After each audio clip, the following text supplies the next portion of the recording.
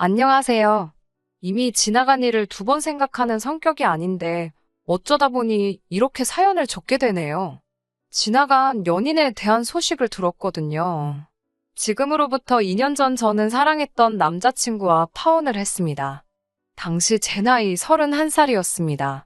파혼을 하게 되었던 이유는 시부모님 되실 분들의 과도한 요구사항 때문이었어요. 몇 년 전 지방에서 사촌오빠의 결혼식이 있었습니다. 평소라면 부모님만 참석했을 자리였지만 그날따라 부모님께 일이 생겨서 제가 대신 참석해야만 했습니다. 마침 저도 회사 출장차 근처 지역에 있었기 때문에 어려운 일도 아니었고요. 얼굴만 비추고 축의금만 전달하려고 했다가 작은 할머님 눈에 띈 탓에 잘 모르는 친척 어른들께도 안부를 여쭤야만 했어요. 솔직히 제가 낯도 많이 가리고 넉살이 좋은 편은 아니라서 어색하고 불편하긴 했지만 부모님 얼굴에 행여 먹칠을 하진 않을까 걱정스러워 최대한 예의 바른 모습으로 조신하게 인사를 드렸지요. 그런데 이런 제 모습을 다들 좋게 봐주셨나 봅니다. 친척 어른 중 한 분께서 당신 아는 사람의 아들과 저를 이어주고 싶다며 며칠 뒤 연락을 해오신 거예요.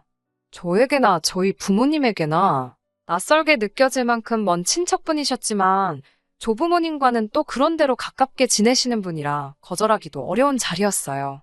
어머니께선 어르신 체면 살려드린다 생각하고 얌전히 나갔다 오라고 하셨지만 전 영 내키지 않았습니다. 하지만 제가 딱히 싫다고 할 수도 없는 자리였네요. 약속 장소는 서울 강남의 모호텔 1층에 위치한 카페였습니다. 쑥스러운 말이지만 호텔 카페는 그때 처음 가봤어요. 누군가 저쪽에서 저를 보고 반갑다는 듯이 손을 흔들었습니다. 반면에 저도 모르게 살짝 고개를 숙이며 목례를 했네요. 그 남자, 그러니까 친척 어른이 소개해주기로 한 사람이었습니다. 자리에 앉으니 자기는 이미 시켰는데 뭘 마시겠냐면서 메뉴판을 제 앞으로 내밀더라고요. 아메리카노 한 잔에 15,000원이라는 가격을 보고 솔직히 좀 놀라긴 했지만 최대한 티를 내지 않으면서 다른 메뉴도 찬찬히 훑어봤습니다. 솔직히 호텔 카페니까 당연히 비싸겠다는 생각은 했지만 많이 놀라긴 했어요. 당시 제가 다니던 회사 근처 식당들 점심 식사가 보통 5,000원 정도였거든요. 게다가 전 그마저도 아끼려고 도시락을 챙겨 다니기도 했으니 놀랄 수밖에요. 돈 이야기가 나와 말인데 제 배경에 대해서 조금만 이야기해보자면 제가 초등학생일 때 아버지가 실직을 하셨어요. 저희 아버지뿐만 아니라 당시 많은 아버지들이 직장을 잃던 시기였습니다. 그래도 건설회사를 다니시던 아버지께선 다른 분들에 비해서는 상황이 아주 나쁜 편은 아니었어요. 회사를 나오시면서 꽤 많은 금액의 위로금을 받으셨거든요. 하지만 위로금은 저희에게 아무런 도움이 되질 못했습니다. 훗날 어머니에게 듣기론 어떻게들 알았는지 몇몇 아버지의 지인들과 친구분들이 아버지께 돈을 빌려달라며 저희 집을 찾아왔답니다.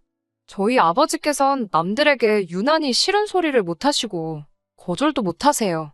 게다가 주변 사람들 말을 정말 잘 믿으십니다. 그렇다 보니 가족이 아닌 사람들에게는 너무나 좋은 분이셨지만 정작 가족들을 힘들게 하시는 분이시죠. 그때도 그랬습니다. 사람들이 도와달라고 오니 모른 채를 못하셨던 모양이에요. 당연히 어머니께서는 절대로 안 된다고 하셨지만 그때만 해도 어느 집이건 어머니가 아버지의 고집을 꺾는 일이 지금만큼 쉽지가 않았어요. 결국 아버지의 고집대로 주변 사람들에게 돈을 빌려주셨답니다. 정작 저희 가족은 제대로 써보지도 못하고 말이지요. 어머니는 그 돈을 못 받을 거라 확신하셨고 아버지는 사람들을 뭘로 보냐면서 어머니께 화를 내셨대요. 그 싸움이 몇 번이고 반복되었고 결론은 어머니 말씀이 옳았습니다. 아버지의 돈을 가져간 사람들 모두 다 죽었는지 살았는지 아무도 모릅니다. 지금까지 단 한 명도 연락을 해온 사람이 없거든요. 그 이후로 몇 년 동안 저희 가족은 정말 힘들게 살았습니다. 아버지는 당신이 사람들에게 당했다는 사실을 한동안 인정하지 못하고 허송세월을 보내셨습니다. 그로 인해 어쩔 수 없이 어머니께서 식당 일과 건물 청소로 생계를 꾸리셔야 했고 저는 저대로 힘든 학창시절을 보내게 되었어요. 그나마 제가 대학에 들어갈 무렵 부모님 두 분이 함께 장사를 시작하시면서 상황이 좀 나아졌고 제가 직장 생활을 시작하면서 조금 더 괜찮아졌었다고 보시면 될 것 같습니다. 그렇다고 해도 주변의 평범한 중산층 가정과 비교하면 녹록지 않은 상황이긴 했지만요. 아무튼 저는 그렇게 살고 있던 반면 남자친구는 겨우 커피 2잔에 3만 원을 아무렇지 않게 써버리는 모습을 보니 나름 충격적이긴 하더라고요. 심지어 커피는 반도 넘게 남았고 카페엔 30분도 채 머물지 않았으니까요. 제가 무슨 생각을 하는지 아는지 모르는지 남자친구는 이제 저녁을 먹으러 가자더군요. 자기가 이미 예약도 다 해놓았다며 얼마 멀지 않은 곳의 일식집으로 저를 데려갔습니다. 언뜻 보니 한 사람당 25만 원도 넘는 식사였어요. 식당 안에는 손님이라곤 남자친구와 저밖에 없었기에 이런저런 대화를 나누기가 좀 편했습니다. 저는 불현듯 남자친구가 아까 호텔 카페에서 저를 어떻게 알아봤는지 궁금해졌습니다. 저는 남자친구의 사진을 보지 못했거든요. 그러자 남자친구가 사실 자기는 제 사진을 이미 봤었다고 하더군요. 결혼식 때 찍은 단체 사진에서 저를 보고 자기가 다리를 놔달라고 했답니다. 그제서야 왜 저를 잘 알지도 못하는 먼 친척어른께서 다리를 놔주신 건지 조금은 납득이 가더라고요. 그러면서 남자친구가 자기 집안 이야기를 꺼냈습니다. 남자친구 아버님께서는 부동산 임대업을 꽤 크게 하고 계시고 자기도 곧 그 일을 물려받을 거라면서 지금은 그 부동산들을 관리하는 일을 하고 있다고요. 그러면서 어느 지역에 어떤 부동산이 있는지 이야기를 하는데 솔직히 귀에 들어오지 않았습니다. 여러 가지 감정이 교차했거든요. 좀 전까지는 나름 호감도 느껴졌고 어쩌면 잘 될지도 모르겠다는 생각도 들었었는데 갑자기 왠지 모를 주눅이 들었어요. 어쩌면 제가 스스로에게 자격지심이 있었는지도 모르겠습니다.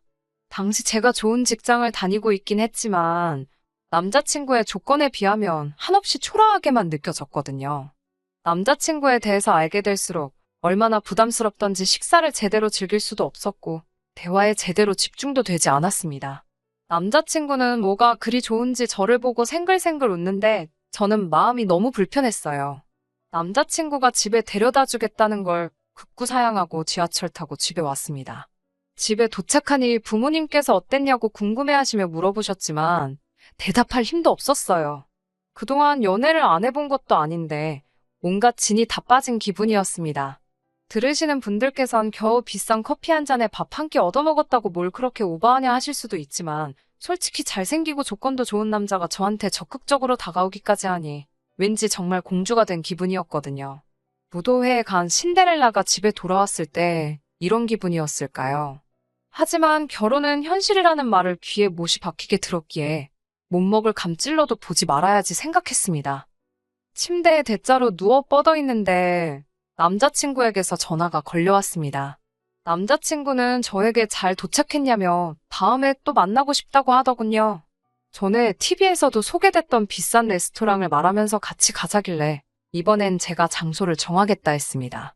그리고는 제가 다니는 회사에서 얼마 떨어지지 않은 곳에 위치한 프랜차이즈 아이스크림 가게로 오라고 했어요.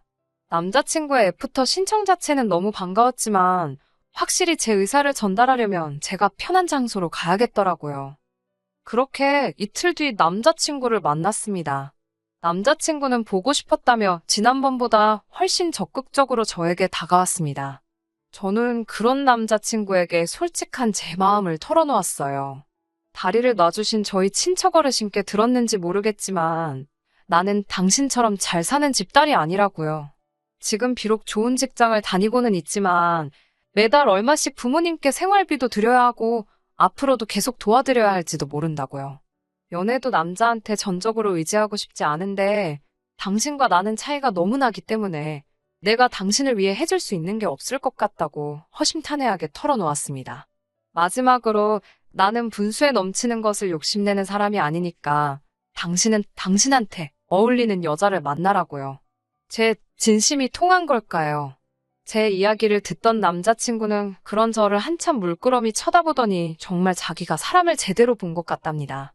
지난번에도 좋은 사람이라는 걸 느꼈지만 오늘 이야기를 듣고 나니 정말 심성이 고운 사람인 것 같다면서 자기가 찾던 이상형이 맞는 것 같다고 정말 진지하게 만나보고 싶다고 하더군요. 어쩐지 남자친구도 이번에는 지난번과 달리 태도가 한층 심각해진 것 같았습니다. 저는 남자친구에게 그럼 생각해 볼 시간을 달라고 했어요. 남자친구는 너무 오래 기다리게 하지는 말라면서 저를 집에 데려다 주었습니다. 며칠간 고민 끝에 헤어질 때 헤어지더라도 한번 사귀어보는 쪽으로 결심했습니다.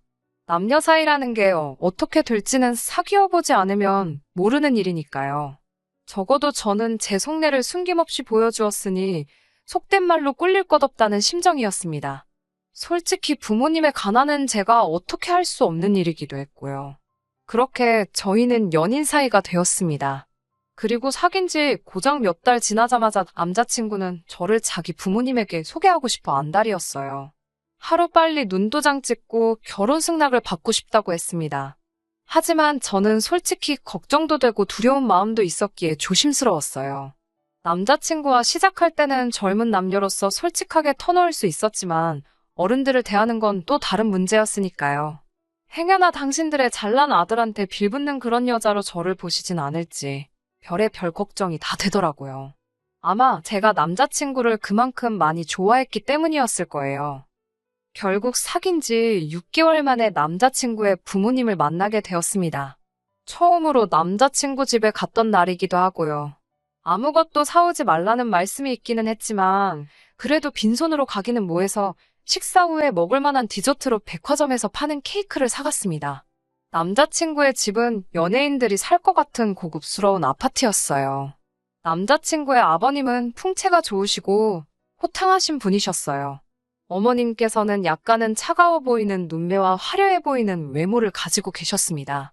특히 어머님은 나긋나긋한 말투를 가지고 계셨지만 말수가 적으셨기 때문에 덩달아 저까지 더 조심스러워지더라고요. 사귀는 사람의 부모님을 만나는 건 살면서 처음이라 몹시 긴장되고 초조했습니다. 마치 가시방석에 앉아있는 기분이었어요. 게다가 느낌상 보아하니 두 분은 절 그다지 궁금해하지 않으셨는데 남자친구 혼자서 어지간히 저를 보여주고 싶어 했던 것 같더라고요. 그것도 모르고 온 제 자신이 한심하게 느껴지던 찰나에 어머님께서 저에 대해 이것저것 물어봐 주셔서 어찌나 감사했는지 모릅니다. 어머님은 제가 어디 학교를 나왔는지, 어디 직장을 다니는지와 같은 기본적인 것들을 궁금해 하셨어요. 제 생각이지만 어머님도 대화를 어떻게 이어나가야 할지 잘 모르셔서 저에 대해 아시면서도 물어보시는 것 같았습니다. 오히려 그런 게 인간적으로 보여 마음이 한결 편해지긴 하더라고요. 어머님께서는 당신 아들과 잘 만나줘서 고맙다며 부모님은 뭐 하시는 분들이냐고 물어보셨습니다. 제가 대답을 하려는데 남자친구가 저를 가로막으며 작은 사업을 하신다고 대답하더라고요. 제가 의아한 눈빛으로 남자친구를 쳐다보자 남자친구가 눈빛으로 마치 자기가 알아서 하겠다는 듯한 사인을 보내더니 사업하신다며 말을 돌리려고 들더라고요. 그냥 넘어갈 수도 있었겠지만 저는 그러고 싶지 않았습니다. 작은 거짓말이 눈덩이처럼 불어나면 얼마나 수습하기가 어려운지 주변에서 너무나 많이 봤기 때문이에요. 저는 어머님께 사업이 아니라 장사를 하신다고 솔직히 말씀드렸습니다. 남자친구가 제가 좋은 점수를 받았으면 싶어서 예쁘게 포장을 해주려고 그랬나 보다고요. 두 분이서 장사하신 지 이제 몇 년 안 되셨다고 설명했습니다. 그러자 어머님의 반응이 약간 떨떠름했습니다. 어머님께서는 어떤 장사인지 꼬치꼬치 물어보셨어요. 과일 장사라고 말씀드리니 어디서 하시는지, 한 달에 매상은 얼마나 되는지와 같은 구체적인 것들을 물어보셨습니다. 그렇게까지 구체적으로 물어보실 줄은 몰랐기에 솔직히 많이 당황스러웠던 것이 사실입니다. 그리고 솔직히 물론 남자친구 부모님께서 돈이 많으신 건 알고 있었지만 단 한 번도 그 돈이 어떻게 얼마나 많은 건지 제가 알아야겠다는 생각도 알고 싶다는 생각도 해본 적이 없었기에 어머님의 질문 공세가 불편했던 것도 사실이에요. 하지만 어찌됐건 제가 사랑하는 남자친구의 어머님이셨으니 잘 보이고 싶었기에 최대한 아는 선에서 성의껏 대답해 드렸습니다. 그 이후로도 몇 차례 남자친구 부모님과 만나 식사도 하고 커피도 마시고 왕래를 하며 지냈습니다. 이따금씩 어머님이 갑자기 호출을 하시는 일도 있었지만 저를 며느리감으로 인정하셨기 때문에 그러시는 거라고 생각했습니다. 물론 항상 기분이 유쾌하기만 했던 것은 아닙니다. 한 번은 어머님께서 친구분들과 시외로 바람을 쐬러 가고 싶다며 같이 가줄 수 있냐고 물어보셨습니다. 며느리가 운전하는 차 한번 타보고 싶으시다면서요. 저는 회사에 휴가까지 내고 어머님과 친구분들을 모시고 갔어요. 그때는 정말 며느리로서 인정받은 느낌이었습니다. 하지만 막상 도착하니 어머님께서는 당신들끼리 할 이야기가 있다며 저는 다른 테이블에서 식사를 하라고 하셨습니다. 그 자리에서는 기분 나쁘다는 생각조차 못했는데 집에 돌아와 곰곰이 생각해보니 어머님을 포함한 5분 중 그 누구도 저에게 거의 말을 걸지 않았다는 걸 깨달았습니다. 그리고 다른 분들께 저를 제대로 소개하지 않으셨다는 것도 깨달았어요. 하지만 그럼에도 불구하고 애써 스스로 어머님께 사정이 있으셨을 거라고 생각했습니다. 돌이켜보면 번번이 그런 식이었어요. 그래놓고 어머님은 항상 우리 며느리감은 순해서 좋다, 착해서 좋다는 말을 입에 달고 사셨습니다. 그런 가짜 칭찬에 속아 넘어간 저는 바보처럼 남자친구 부모님과 잘 지내고 있다고 믿었고요. 그러다 어머님으로부터 말도 안 되는 제안을 받게 되면서 정신을 차리게 되었네요. 정말이지 어찌 보면 어머님이 저를 살려주신 게 맞네요. 사귄 지 1년이 되던 날 저는 남자친구에게 정식으로 프로포즈를 받았습니다. 여자라면 한 번쯤 꿈꿔봤을 법한 그런 로맨틱한 프로포즈였어요. 언젠가 이런 날이 올 줄 알았기 때문에 당연히 기쁜 마음으로 프로포즈를 받아들였습니다. 저희 부모님도 정말 기뻐하셨어요. 당신들이 주지 못한 편안하고 안락한 삶을 남자친구가 가져다 줄 거라 생각하셨던 모양이에요. 남자친구에게 몇 번이고 고맙고 잘 부탁한다 하셨습니다. 이제 제 인생에는 정말 꽃길만 있을 줄 알았어요. 상견례를 앞두고 하루는 어머님께서 퇴근길에 집에 좀 들리라고 하시더군요. 평소에도 가끔 있던 일이라서 크게 신경 쓰지는 않았어요. 집에 도착하니 아버님도 계셨고 남자친구도 있었습니다. 어머님께서는 저에게 기분 나빠하지 말고 들으라며 어떤 서류 한 장을 꺼내 보이셨습니다. 요새는 결혼 전에 건강검진도 하고 이런저런 것들을 많이 확인하는 건 저도 들어봤을 거라며 계속 돌려서 뭔가를 설명하려고 하셨습니다. 그러자 보다 못한 아버님께서 서류를 건네주시며 저더러 대충 읽어보고 이름 쓰고 지장 찍고 사인하라고 하시더군요. 뭔가 하고 들여다보다가 첫 줄에 적힌 위자료 청구 포기각서라는 글자를 보고 저는 깜짝 놀랐습니다. 남자친구도 제 놀란 표정을 봤는지 원망스러운 표정으로 어머님과 아버님을 보면서 꼭 이렇게까지 해야 하냐며 한숨을 쉬더라군요. 서류를 읽어보니 한마디로 이혼할 때 이혼 사유에 관계없이 위자료를 청구하지 말라는 내용이었습니다. 아버님이 하신다는 말씀이 남자가 사업을 하다 보면 이런저런 구설수에 휘말릴 수도 있는데 그런 거 하나라도 꼬투리 잡아서 제가 이혼이라도 한다고 들면 서로 머리 복잡해진답니다. 따라서 그런 걸 미연에 방지하고자 작성해 놓는 서류니까 너무 크게 신경 쓰지 않아도 된답니다. 제가 무슨 말도 안 되는 소리냐고, 제가 물론 남자친구를 믿지만 그래도 사람 일이라는 건 모르는 건데 제가 어떻게 이런 서류에 사인을 하느냐고 받아쳤습니다. 그러자 이번엔 어머님께서 저더러 너 혹시 우리 집에 돈 보고 시집 오는 거냐고 물으셨어요. 당연히 돈 보고 오는 건 아니지만 막말로 남자친구가 바람이라도 피거나 어디서 자식이라도 나오면 어떻게 제가 맨몸으로 나가겠냐고 물었더니 저더러 그런 생각도 하고 사냐면서 무섭답니다. 옆에 있던 남자친구도 저더러 무슨 말도 안 되는 소리를 하냐면서 쓸데없는 소리 하지 말고 그냥 서류에 부모님 말씀대로 이름 쓰고 지장만 찍으래요. 이혼 안 하고 평생 행복하게 살면 문제가 될 일이 아니라고요. 아무리 생각해도 이유가 어떻게 됐건 저 혼자 말도 안 되는 서류에 사인을 해주는 건 억울한 생각이 들었습니다. 그러다 불현듯 어디선가 봤던 바람핀 남편이 아내에게 써줬다는 반성문이 생각이 났어요. 거기에서 차가 나요. 저도 남자친구에게 그러면 불륜 책임 각서를 써달라고 했습니다. 만에 하나 사업을 핑계로 불륜 시 저에게 위자료로 얼마를 지급할 것인지 정확히 명시해서 이름 적고 지장 찍어 달라고요. 그러자 이번엔 남자친구 부모님께서 하지도 않을 불륜에 대해서 왜 각서를 적어달라냐며 저더러 억지 좀 쓰지 말라더군요. 그러더니 어머님께선 저를 달래듯 말씀하시기를 제가 없는 집 딸임에도 불구하고 며느리로 들이기로 한 건 바로 제 성품 때문이라 하셨습니다. 고분고분하고 싫은 소리 안 하는 게 너무 마음에 들었답니다. 있는 집 딸들은 자기 주장이 너무 강하고 되바라져서 다루기가 힘든데 저는 시키는 대로 따라오니 너무 편했답니다. 그런데 갑자기 왜 이러는 거냐면서 일 복잡하게 만들지 말고 얼른 이름 적으라며 저를 달래시는데 그제서야 알겠더라고요. 저를 하나의 인격이 아니라 말 잘 듣는 강아지나 식모 같은 존재로 생각했다는 거려. 옆에 있던 남자친구도 저를 향해 한다는 소리가 평소엔 착한 사람인데 오늘 왜 이러는지 모르겠다면서 빨리 부모님이 시키는 대로 하라는데 정말 미칠 것만 같았습니다. 그동안 이 가족들이 절 어떻게 생각한 건지, 죄가 얼마나 등신같이 군 건지 알겠더라고요. 제가 이 집에 팔려오는 것 같아서 기분이 너무 더러웠어요. 마음 같아선 욕이라도 퍼부어주고 싶었지만 차마 그러지는 못하고 남자친구에게 헤어지자고만 했습니다. 대신 평생 자기 부모님을 원망이나 했으면 좋겠다는 아기를 가득 담아서 네 부모 때문에 헤어지는 거라고 확인시켜 주었습니다. 남자친구 부모님께도 어디서 얼마나 거지 같은 결혼 생활만 보고 듣고 겪으셨길래 이딴 서류부터 작성하게 만드시면서 아들의 결혼 생활을 시작하게 하시는지 참 불쌍하시다. 한마디 해드리고 그대로 그 집을 빠져나왔습니다. 그 이후로 남자친구에게 몇 차례 연락이 왔고 남자친구가 집 앞으로 찾아오기도 여러 번이었지만 이번만큼은 웬일인지 제 마음이 조금도 움직이지 않았습니다. 한 달쯤 지나서 친척 어르신이 연락을 해오셔서는 조심스레 남자친구의 안부를 전하시더군요. 상사병인지 뭔지 먹지도 자지도 못하고 누워만 있는다면서요.